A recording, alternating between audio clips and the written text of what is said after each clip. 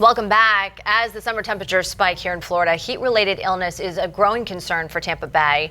This morning, we're getting you prepared for it, talking about the warning signs of heat exhaustion and heat stroke and simple steps that you can take to stay safe. And joining us this morning is Dr. Aldeen, Chief Medical Officer with U.S. Acute Care Solutions. Thanks for coming in. We appreciate it. Caitlin. Thank you. Perfect time of year to be talking about all of this. We've seen the heat dome, even the states to our north really experiencing that heat this week and preparing for it. I know we're used to it. We know it's hot here in Florida, but there really are some things we should be doing and be mindful of to stay safe in it. Yeah, absolutely. I think some of the things in Florida are really key in terms of the heat index. So we talk about the temperature. I heard earlier today about the temperatures hitting the 90s and stuff. That always happens.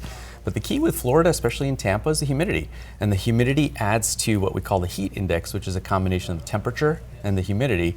And so that makes it feel hotter. So what the temperature is and what it feels like are two different things. Let's really listen to our bodies here, especially in the summertime.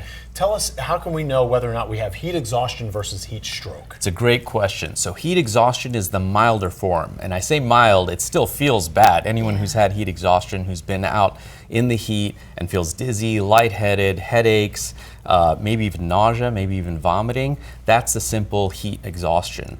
There are specific things you could do to get out of that. And then there's heat stroke, which is much more serious. That's when you have what we in the clinical world call altered mental status, where you're not acting the way you're supposed to act. Your brain is not working properly, and that's a very serious, true medical emergency. So what can we do to prevent this? I know some people are more susceptible to it, and also I think a lot of people know, don't go outside in the heat of the day if you can avoid that, but what are some other things that we can do to help stay safe? Absolutely. So that's one important thing. Don't go out into the hottest time of the day, roughly from 10 a.m. to 3 p.m.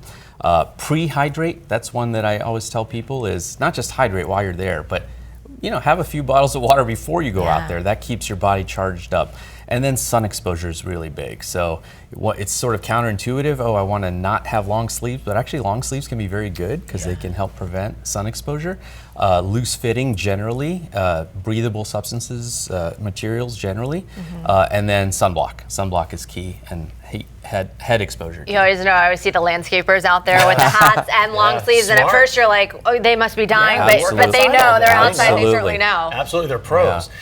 Who's most at risk for heat exhaustion or even heat stroke? People with medical conditions. Yeah, absolutely. Chronic medical conditions, even relatively simple ones like high blood pressure and heart disease and things like that.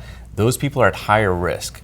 Older adults at higher risk, anyone who's over 65, 75 and older, you want to limit that sun exposure, that heat exposure, and then little kids as well, because the thing with little kids is they look great physiologically, their bodies can adapt, and then suddenly they crash, so you have to be real careful. That extra for the people as you're getting a little older, I think we all experience, like you wake up, right, and you're like, why does this hurt? Maybe because I'm getting So that's why they mow the lawn and do their gardening at 7 in the morning. It can sneak up on you though, right? You've lived in Florida for a long time, and maybe you think, like, I'm accustomed to this, but as you age, it impacts your body differently. Absolutely. As we age, our physiology is not as resilient, and so that can definitely affect it. And then just statistically speaking, as we age, we're on more medications, we have more medical problems, so absolutely. All right, Dr. Aldeen. Thank you so much for joining us this morning.